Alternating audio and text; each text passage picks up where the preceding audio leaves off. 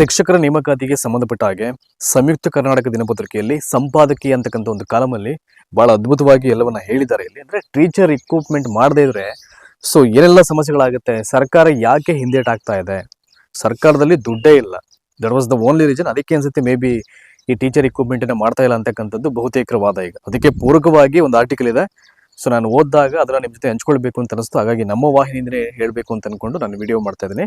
So ಒಂದು 5 ರಿಂದ 6 ನಿಮಿಷ ಟೈಮ್ ಇದ್ರೆ ಒಂಚೂರು ಸ್ಯಾಕ್ರಿಫೈಸ್ ಮಾಡಿ ವಿಡಿಯೋಗೆ, ಎಲ್ಲ ಬೇಗ ಮುಗಿಸೋ ಪ್ರಯತ್ನ ಮಾಡ್ತೀನಿ. ನೋಡಿ, ಇಲ್ಲಿ ವೆರಿ ಫಸ್ಟ್ ಹೆಡಿಂಗ್ ಅಲ್ಲಿ ಶಿಕ್ಷಕರ ಹುದ್ದೆ ತುಂಬದಿದ್ದರೆ ಮಕ್ಕಳ ಭವಿಷ್ಯಕ್ಕೆ ತೊಂದರೆ ಅಂತಿದೆ. ಈಗ ಅಂದ್ರೆ ಬೇರೆ ರಾಜ್ಯವನ್ನ ಕಂಪೇರ್ ಮಾಡಿ, ಎಜುಕೇಶನ್ ಡಿಪಾರ್ಟ್ಮೆಂಟ್ ಕಂಪೇರ್ ಮಾಡಿ ತುಂಬಾ ಚೆನ್ನಾಗಿ ಬರ್ಕೊಂಡಿದ್ದಾರೆ. ಇದನ್ನ ನಿಮ್ಗೆ ಅರ್ಥ ಆಗುತ್ತೆ ನಾನು ಹೇಳ್ತಾ ಹೋದ್ರೆ.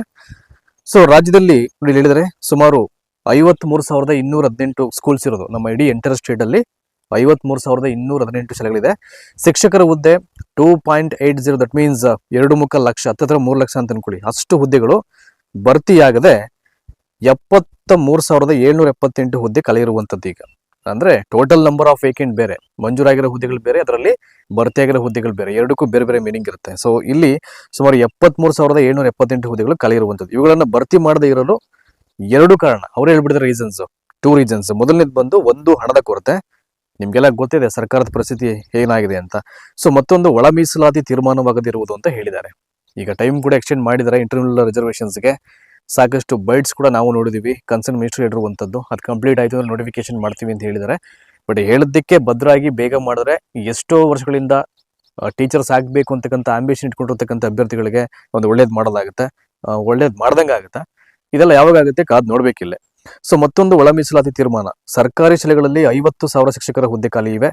6,158 ಶಾಲೆಯಲ್ಲಿ ಒಬ್ಬರೇ ಶಿಕ್ಷಕರು. ನೋಡಿ, ಇದು ದುರಂತ. ಅಂದ್ರೆ ಏಕೋಪಾಧ್ಯಾಯ ಶಿಕ್ಷಕ ಅಂತ ಹೇಳ್ತಾರಲ್ಲ, ಸೊ ಆ ಥರ ಶಾಲೆಗಳು ನಮ್ಮ ಇಡೀ ಸ್ಟೇಟ್ ಇರುವಂಥದ್ದು. ಸುಮಾರು 6,158 ಸ್ಕೂಲ್ಸ್ ಅಲ್ಲಿ ಒಬ್ಬರೇ ಟೀಚರ್ ಇರೋದು. ಸೊ ಇಲ್ಲಿ ಮಕ್ಕಳ ಭವಿಷ್ಯ ಹೇಗೆ ಡೆವಲಪ್ ಆಗುತ್ತೆ, ಗುಣಮಟ್ಟದ ಶಿಕ್ಷಣ ಹೇಗೆ ಪ್ರೊವೈಡ್ ಆಗುತ್ತೆ, ಅವರು ಯಾವ ಕೆಲಸವನ್ನು ಮಾಡ್ತಾರೆ, ಒಬ್ಬರೇ ಟೀಚರು ಈ ಕಡೆ HM ಕೆಲಸ ಮಾಡ್ತಾರೋ, ಇಲ್ಲ ಇಲಾಖೆ ಕೆಲಸ ಮಾಡ್ತಾರೋ, ಇಲ್ಲ ಮೀಟಿಂಗ್ಗಳಿಗೆ ಹೋಗ್ತಾರೋ, ಇವೆಲ್ಲ ಸಾಕಷ್ಟು ಇರುತ್ತೆ. ಸೊ ನೀವೇ ಯೋಚನೆ ಮಾಡಿ ಅಂಥ ಟೈಮಲ್ಲಿ ಏನು ಮಾಡ್ಲಿಕ್ಕಾಗುತ್ತೆ ಮಕ್ಕಳಿಗೆ ಅಂತ. ಸೊ ಮುಂದುವರೆದಂತೆ ಹೇಳ್ತಾರೆ ಎಲ್ಲವನ್ನ ಕ್ಲಿಯರ್ ಕಟ್ ಆಗಿ. ಶಿಕ್ಷಣ ಮೂಲಭೂತ ಹಕ್ಕು ಮಾಡಿದ ಮೇಲೆ ಪ್ರತಿ ಶಿಕ್ಷಕರಿಗೆ 30 ಮಕ್ಕಳು ಮಾತ್ರ ಇರಬೇಕೆಂದು ನಿಯಮ ಮಾಡಿದ್ದೇವೆ ಅಂತ. ಸೊ ಒಬ್ಬ ಟೀಚರ್ಗೆ 30 ಜನ ಮೆಂಬರ್ಸ್ ಅಂತ. ಈಗ ಇಡೀ ಶಾಲೆಗೆ ಒಬ್ಬರೇ ಶಿಕ್ಷಕರು ಎಂದ ಮೇಲೆ ಅಲ್ಲಿಯ ಶಿಕ್ಷಣ ಮಟ್ಟ ಹೇಗಿರುತ್ತೆ ಎಂದು ಹೇಳುವ ಅಗತ್ಯ ಇಲ್ಲ. ಸೊ ಅದನ್ನ ಓದುಗರು ಅರ್ಥ ಮಾಡ್ಕೊಳ್ಬೇಕು. ಅಂತ ಪರಿಸ್ಥಿತಿಯನ್ನ ಯಾರು ಅದನ್ನ ಓದಿ ತಿಳ್ಕೊಳ್ತಾರೋ ಅಥವಾ ನೋಡ್ತಾರೋ ಆ ದೃಶ್ಯಗಳನ್ನ ಅವ್ರಿಗೆ ಕನೆಕ್ಟ್ ಆಗ್ಬಿಡ್ತಾವಾಗ. ಸೊ ಸಮಸ್ಯೆ ಯಾವ ಮಟ್ಟಿಗಿದೆ ಇಲ್ಲಿ ಈಗ ಗವರ್ಮೆಂಟ್ ಸ್ಕೂಲ್ಸ್ ಅಲ್ಲಿ ಅಂತ. ಇಲ್ಲಿ ಈ ವರ್ಷ ಹೊಸ ಶಿಕ್ಷಕರ ನೇಮಕಾತಿಗೆ ಹಣವೇ ಇಲ್ಲ. ಕಾಯಂ ಶಿಕ್ಷಕರನ್ನು ನೇಮಿಸಿಕೊಳ್ಳಲು ಹಣವಿಲ್ಲ ಎಂದು 35,000 ಅತಿಥಿ ಶಿಕ್ಷಕರನ್ನು ನೇಮಿಸಿಕೊಳ್ಳಲಾಗ್ತಾ ಇದೆ. ಇವರಿಗೆ ಕೊಡುವ ಸಂಬಳ ಕೂಡ ಅತ್ಯಲ್ಪ. ನೋಡಿ, ತುಂಬಾ ಜನ ಗೆಸ್ಟ್ ಟೀಚರ್ಸ್ ತೆಗಿಬೇಕು, ಹಾಗೆ ಈಗ ರಿಕ್ರೂಟ್ಮೆಂಟೇ ಮಾಡಬಾರ್ದು ಅಂತ ಹೇಳ್ತಾ ಇರ್ತಾರೆ. ಬಟ್ ಕೆಲವರೆಲ್ಲ ಮಕ್ಕಳ ಶೈಕ್ಷಣಿಕ ಗುಣಮಟ್ಟದ ದೃಷ್ಟಿಕೋನದಿಂದ ಅವ್ರಿಗೆ ಎಜುಕೇಶನ್ ಪ್ರಾಬ್ಲಮ್ ಆಗ್ಬಿಡುತ್ತೆ ಅಂತ ಅನ್ಕೊಂಡು ಸೊ ಗೆಸ್ಟ್ ಟೀಚರ್ಸ್ ಪರವಾಗೂ ಮಾತಾಡೋದು ತುಂಬಾ ಜನ ಇದ್ದಾರೆ. ಅವ್ರು ಕೊಡ್ತಾ ಇರ್ತಕ್ಕಂಥ ಸಂಬಳ ಕಡಿಮೆ ಅಂತ. ಇನ್ ಕೆಲವರು ಸಂಬಳ ಇವ್ರಿಗೂ ಚೆನ್ನಾಗಿ ಕೊಡ್ಲಿ, ರಿಕ್ರೂಟ್ಮೆಂಟ್ ಮಾಡ್ಲಿ, ಯಾಕೆ ಸೊ ಎಲ್ಲಾ ಕಾಲಕ್ಕೆ ಇವ್ರನ್ನೇ ಬಳಸ್ಕೊಳ್ಬೇಕು. ಆಮೇಲೆ ರೆಗ್ಯುಲರ್ ರಿಕ್ರೂಟ್ಮೆಂಟ್ಸ್ ಮಾಡೋದು ಕೂಡ ಶಿಕ್ಷಕ ಹುದ್ದೆಗಳಂತೂ ಒಂದಷ್ಟು ಖಾಲಿ ಇದ್ದೇ ಇರ್ತಿದೆ. ಈಗ 50,000, 60,000, 70,000 ಶಿಕ್ಷಕರ ಕೊರತೆ ಇದೆ ಅಂದ್ರೆ ಒಂದೇ ಸಲ ಅಷ್ಟು ಯಾವುದೇ ಕಾರಣಕ್ಕೂ ಮಾಡ್ಲಿಕ್ಕೆ ಬರಲ್ಲ. ಈಗ ಅಟ್ಲೀಸ್ಟ್ ಮಾಡಿದಾಗ ಒಂದೊಂದಷ್ಟು ನಂಬರ್ ಆಫ್ ಪೋಸ್ಟ್ ಒಂದು 5,000, 10,000, 15,000 ಹಿಂಗೆ ವರ್ಷ ಮಾಡ್ತು ಅಂದ್ರೆ ಅದು ಕ್ರಮೇಣ ಕಡಿಮೆಯಾಗಿ ಬರುತ್ತೆ. ಆದ್ರೂ ಕೂಡ ಅತಿಥಿ ಶಿಕ್ಷಕರ ಅವಶ್ಯಕತೆ ಮತ್ತೆ ಶಾಲೆಗಳಿಗೆ ಅನಿವಾರ್ಯ ಆಗಿರುತ್ತೆ. ಇವೆಲ್ಲವೂ ಇರ್ತಿದೆ, ಯಾವುದನ್ನು ಬ್ಲೇಮ್ ಮಾಡ್ಲಿಕ್ಕೆ ಆಗಲ್ಲ ಯಾರೂ ಇಲ್ಲಿ. ಬಟ್ ಮೇನ್ ಏನಪ್ಪಾ ಅಜೆಂಡಾ ಏನಪ್ಪಾ ಅಂದ್ರೆ so guest teachers permanent solutions ಅಲ್ಲ, ಅದು ತುಂಬಾ ಚೆನ್ನಾಗಿ ಗೊತ್ತು. ಹಾಗಂತ ಅನ್ಕೊಂಡು ಈಗ ಮಿನಿಮಮ್ ಪೇ ಸ್ಕೇಲ್ ಆಕ್ಟ್ ಅದು ಇದು ಎಲ್ಲ ಇದೆ. ಈಗ ಕನಿಷ್ಠ ಕೂಲಿ, ಕನಿಷ್ಠ ವೇತನ ಅಂತ. ಸೊ ಆ ಮಾನದಂಡವನ್ನಾದ್ರೂ ಇಟ್ಕೊಂಡು ಇವರಿಗೆ ಸಂಬಳವನ್ನು ಕೊಡಬೇಕಲ್ಲ. ಇದು ಕೂಡ ಪ್ರಶ್ನೆಗಳಾಗಿ ಉಳ್ಕೊಳ್ಳುತ್ತೆ ಈಗಲೂ ಕೂಡ. ಆಯ್ತಾ, ನೋಡಿ, ಈಗ 2-3 ವರ್ಷ ಆದ್ಮೇಲೆ 2,000 ಜಾಸ್ತಿ ಮಾಡಿದ್ದಾರೆ. ಮತ್ತೆ ಇನ್ಕ್ರೀಸ್ ಆಗ್ಬೇಕು ಅಂದ್ರೆ ಇನ್ನೆಷ್ಟು ವರ್ಷ ತಗೊಳ್ತಾರೋ ಗೊತ್ತಿಲ್ಲ. ಈಗ ಇವೆಲ್ಲ ಸಮಸ್ಯೆಗಳಿದೆ. ಸೊ ಇವರಿಲ್ಲ ಅಂದ್ರೆ ಶಿಕ್ಷಣ ಇಲಾಖೆ ನಡೆಯುವುದೇ ಕಷ್ಟವಾಗಿದೆ. ಶಾಲೆಗಳಿಗೆ ಬರುವ ಮಕ್ಕಳ ಸಂಖ್ಯೆ ಇಳಿಮುಖಗೊಂಡಿದೆ. ಸೊ ಅದರಲ್ಲೂ ಸರ್ಕಾರಿ ಶಾಲೆಗಳು ಮುಸ್ತಕ್ಕಂತ ಹಂತ ತಲುಪಿದೆ. 2 ವರ್ಷದ ಹಿಂದೆ 53 ಲಕ್ಷ ಮಕ್ಕಳು ಶಾಲೆಗೆ ಸೇರಿದ್ರು. ಈಗ ಅದು 49 ಲಕ್ಷಕ್ಕೆ ಇಳಿಕೆ ಆಗಿದೆ. ಇದಕ್ಕೆಲ್ಲ ರೀಸನ್ನು ಮೊದಲೇನು ಬಂದು ಶಿಕ್ಷಕರ ನೇಮಕಾತಿಯನ್ನ ಮಾಡದೇ ಇರೋದು. ಇದೇ ಮೇನ್ ರೀಸನ್. ಈಗೆಲ್ಲ ಅಬ್ಸರ್ವ್ ಮಾಡ್ತಾರೆ ಹಳ್ಳಿಗಳಲ್ಲಿ. ಸ್ಕೂಲ್ಸ್ ನೋಡಿದ್ರೆ ಏನು ಒಬ್ಬರೇ ಟೀಚರ್, ಇವ್ರು ಏನ್ ಮಾಡ್ತಾರೆ, ಏನ್ ಕತೆ, ನಮ್ಮ ಮಕ್ಳು ಕಲಿಯೋದು ಹೆಂಗೆ, ಇವೆಲ್ಲ ನೆಗೆಟಿವ್ ಒಪಿನಿಯನ್ ಬಂದ್ಬಿಡುತ್ತೆ ಪೇರೆಂಟ್ಸ್ ಇಂದ. ಹಾಗಾಗಿ ಸೊ ಯಾವುದೇ ಆಪ್ಷನ್ಸ್ ಇರಲ್ಲ. ತನ್ನ ಮಕ್ಕಳನ್ನ ಖಾಸಗಿ ಶಾಲೆಗಳಿಗೆ ಅವರು ದಾಖಲಾತಿಯನ್ನ ಮಾಡಿಸ್ತಾರೆ. ಇದು ಸಮಸ್ಯೆ ಆಗ್ತಿರುವಂಥದ್ದು. ಶಾಲೆ ಬಿಡುವ ಮಕ್ಕಳ ಸಂಖ್ಯೆ 14.9. ಇದಕ್ಕೆ ಪ್ರಮುಖ ಕಾರಣ ಬಜೆಟ್ನಲ್ಲಿ ಶಿಕ್ಷಣಕ್ಕೆ ನೀಡುತ್ತಿದ್ದ ಅನುದಾನ ಕಡಿಮೆಯಾಗಿದೆ. ನೋಡಿ, ಇಲ್ಲಿಂದ ಸ್ಟಾರ್ಟ್ ಮಾಡ್ತೀನಿ. ಈಗ ಅಂದ್ರೆ ಹೆಲ್ತ್ ಮತ್ತೆ ಎಜುಕೇಶನ್ಗೆ ಯೂಶಲಿ ಎಲ್ಲ ಬಜೆಟ್ ಅಲ್ಲಿ ತುಂಬಾ ಕೋಟಿಗಳ ವೆಚ್ಚದಲ್ಲಿ ಅವರು ಮೀಸಲಾಗಿ ಇಡಬೇಕಾಗತ್ತೆ ಯಾವ್ದನ್ನ ಅನುದಾನವನ್ನ. ಅಂದ್ರೆ ತುಂಬಾ ಕಡಿಮೆ ಬಜೆಟ್ ಅಲ್ಲಿ ಅನೌನ್ಸ್ ಮಾಡಿರೋ ಇದಕ್ಕೆ ಅಂತ ಹೇಳ್ತಾ ಇದಾರೆ ಈಗ. ಸೊ ಹಿಂದೆ 12% ಅನುದಾನ ಇತ್ತು, ಈಗ ಅದು 10% ಇಳಿದಿದೆ. ಒಟ್ಟು 45,000 ಕೋಟಿ ರು ಮಾತ್ರ. ಇದಕ್ಕೆ ಕಾರಣವೇನು ಎಂಬುದು ಸ್ಪಷ್ಟವಾಗಿಲ್ಲ. ಸೊ ಗೊತ್ತಿರುತ್ತೆ, ಯಾರಿಗೆ ಗೊತ್ತಿರಬೇಕು ಅವರಿಗೆ, ಬಟ್ ಅದು ಹೇಳ್ಕೊಳ್ಳಲ್ಲ ಅಷ್ಟೇ ಅವರು ಬಹಿರಂಗವಾಗಿ. ಸೊ ಹಿಂದೆ ಶಿಕ್ಷಣ ಮತ್ತು ಆರೋಗ್ಯ ಕ್ಷೇತ್ರಕ್ಕೆ ಹೆಚ್ಚಿನ ಅನುದಾನ ನೀಡಲಾಗ್ತಾ ಇತ್ತು. ಈಗ ಎರಡೂ ಕ್ಷೇತ್ರಗಳಲ್ಲಿ ಖಾಸಗಿ ಬಂಡವಾಳ ಹೂಡಿಕೆಗೆ ಅವಕಾಶವನ್ನ ಮಾಡಿಕೊಳ್ಳಲಾಗಿದೆ. ಪ್ರೈವೇಟ್ ಸೆಕ್ಟರ್ಸ್ಗೆ ಅಲ್ಲಿ ಕ್ಯಾಪಿಟಲ್ ಇನ್ವೆಸ್ಟ್ ಮಾಡಲಿಕ್ಕೆ ಅಪಾರ್ಚುನಿಟಿಯನ್ನು ಕೊಟ್ಟಿದ್ದಾರೆ. ಸೊ ಅದರ ಹೊರತದಿಂದಾಗಿ ಸೊ ಇಲ್ಲಿ ಸರ್ಕಾರಿ ಶಾಲೆಗಳಿಗೆ ಕೊಡಬೇಕಾದಂತ ಅನುದಾನ ಏನಾಗ್ತಿದೆ, ವರ್ಷದಿಂದ ವರ್ಷಕ್ಕೆ ಬಜೆಟ್ ಅನೌನ್ಸ್ ಮಾಡಬೇಕಾದ್ರೆ ಅದು ಕಡಿಮೆ ಆಗ್ತಾ ಬರ್ತಾ ಇದೆ. ಅದರಿಂದ ಎರಡೂ ಕ್ಷೇತ್ರದ ಬಡವರಿಗೆ ಗಗನ ಕುಸುಮವಾಗುತ್ತಿದೆ ಅಂತ. ಅಂದ್ರೆ ಅವೆರಡೂ ಸೆಕ್ಟರ್ನ ಇಲ್ಲಿ ಪುವರ್ ಪೀಪಲ್ ಅಂತ ಯಾರು ಬರ್ತಾರೆ ಅವ್ರಿಗೆ ಸಮಸ್ಯೆ ಆಗ್ತಾ ಇದೆ. ಅದನ್ನೇ ಇಲ್ಲಿ ಬಹಳ ಚೆನ್ನಾಗಿ ಯೂಸ್ ಮಾಡಿದ್ದಾರೆ. ಅದರಿಂದ ಎರಡೂ ಕ್ಷೇತ್ರ ಬಡವರಿಗೆ ಗಗನ ಕುಸುಮವಾಗುತ್ತಿದೆ ಅಂತ.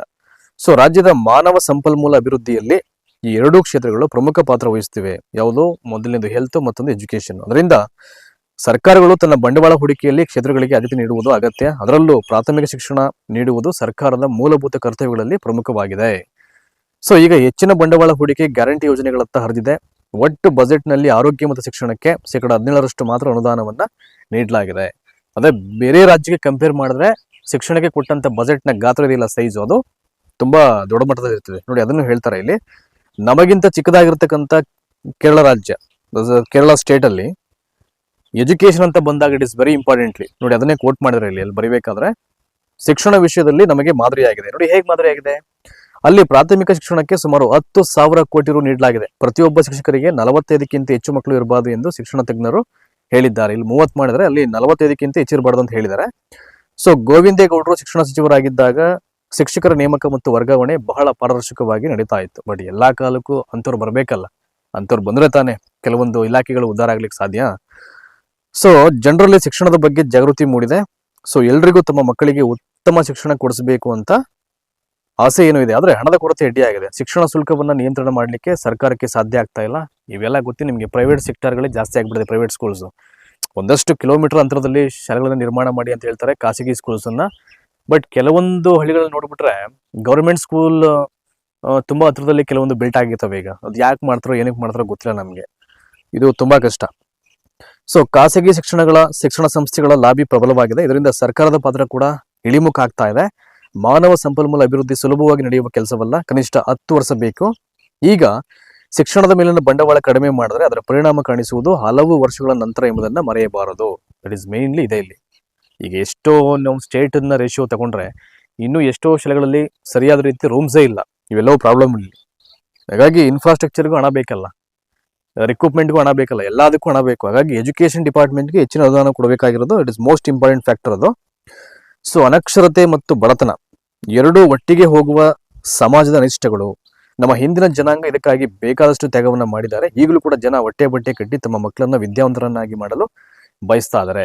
ಇವಾಗೆಲ್ಲ ನಿಮಗೆ ಗೊತ್ತಿರ್ಬೋದು, ಹಳ್ಳಿಗಳಲ್ಲಿ ತುಂಬಾ ಕೂಲಿ ಮಾಡೋ ಜನನು ಕೂಡ ಅಲ್ಲಿ ಇಲ್ಲಿ ಸಾಲ ಮಾಡಿ ನಮ್ಮ ಮಕ್ಕಳನ್ನ ಹೆಂಗಾರು ಮಾಡಿ ಕಾನ್ವೆಂಟಿಗೆ ಅಡ್ಮಿಷನ್ ಮಾಡಿಸ್ಬೇಕು ಅಂತ ಕಾಯ್ತಾ ಇರ್ತಾರೆ. ಏನಕ್ಕೆ? ಚೆನ್ನಾಗಿ ಕಲ್ತ್ಕೋತಾರೆ, ಅಲ್ಲಿ ಎಜುಕೇಶನ್ ತುಂಬಾ ಚೆನ್ನಾಗಿ ಪ್ರೊವೈಡ್ ಆಗುತ್ತೆ ಅಂತ.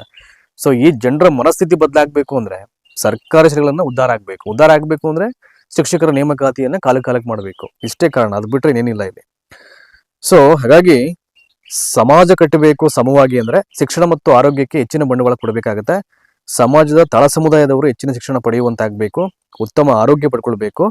ಪೌರ ಕಾರ್ಮಿಕರ ಸಂಬಳ ಹೆಚ್ಚಿಸಿದ ಸರ್ಕಾರ ಅವರ ಮಕ್ಕಳ ಶಿಕ್ಷಣ ಮತ್ತು ಆರೋಗ್ಯದ ಕಡೆ ಗಮನ ಹರಿಸಿಲ್ಲ. ರಾಮಕೃಷ್ಣ ಹೆಗಡೆ ಕಾಲದಲ್ಲಿ ಪೌರ ಕಾರ್ಮಿಕರಿಗೆ ಉಚಿತ ವಸತಿ ಶಾಲೆಗಳನ್ನು ತೆರೆಯಲಾಗಿತ್ತು, ಯಾವುದೇ ಫೀಸ್ ಇಲ್ಲ ಅಂತ. ಅವುಗಳು ಕೂಡ ಈಗ ಕ್ಲೋಸ್ ಆಗಿದೆ, ಮುಚ್ಚೋಗಿದೆ. ಸರ್ಕಾರ ವಂಚಿತ ಸಮಾಜಕ್ಕೆ ಉತ್ತಮ ಶಾಲೆ ಮತ್ತು ಆಸ್ಪತ್ರೆ ನಿರ್ಮಿಸಿಕೊಡ್ತಕ್ಕಂಥ ಕೆಲಸ ಮಾಡಿಲ್ಲ. ಸೊ ಏನ್ ಮಾಡಬೇಕು ಅದನ್ನ ಮಾಡಿಲ್ಲ ಅಂತ. ಹಾಗಾಗಿ ಸೊ ಎಜುಕೇಶನ್ಗೆ ಬಹಳ ಪ್ರಮುಖವಾಗಿ ಆದ್ಯತೆಯನ್ನು ಕೊಡಬೇಕು, ಅನುದಾನವನ್ನು ಜಾಸ್ತಿ ಕೊಡಬೇಕಾಗುತ್ತೆ. ಇವೆಲ್ಲ ಸಾಕಷ್ಟು ಅಂಶಗಳಿದೆ. ಯಾವುದು ಇಲ್ಲ ಅಂದ್ರೆ ತುಂಬಾ ಕಷ್ಟ ಈಗ ರಿಕ್ರೂಟ್ಮೆಂಟ್ ಮಾಡುವಂಥದ್ದು. ಹಣವನ್ನ ಯಾವುದಕ್ಕೆ ವಿನಿಯೋಗ ಮಾಡಬೇಕು ಅದಕ್ಕೆ ಸೊ ಇಲ್ಲಿ ಕಡ್ಡಾಯವಾಗಿ ಮಾಡಲೇಬೇಕು.